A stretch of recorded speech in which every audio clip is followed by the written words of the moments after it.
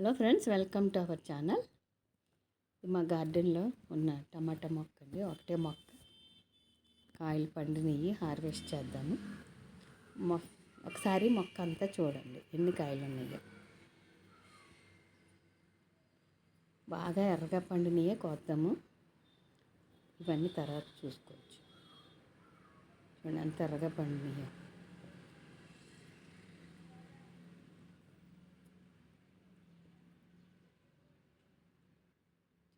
గుత్తులా వచ్చినాయి చక్కగా.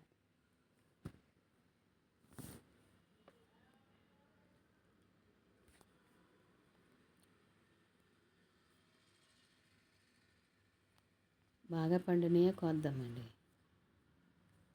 మీకు కాయలు కోసిన తర్వాత మొక్క కూడా చూపిస్తాను. అది బంచ్లా కోసేద్దాం. చూసారా గుత్తులాగా ఎంత బాగున్నాయో.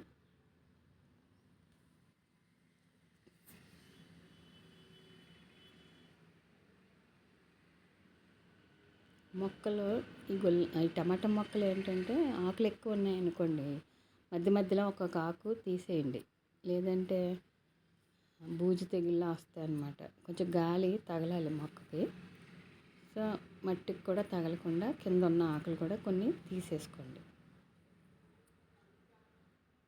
అన్ని మొక్కలకి ఇచ్చినట్టే మనం బియ్యం కడుగు, పుల్లటి మజ్జిగ, కంపోస్ట్ అన్నీ ఇవ్వండి. చూడండి ఎన్ని కాయలు వచ్చినాయో.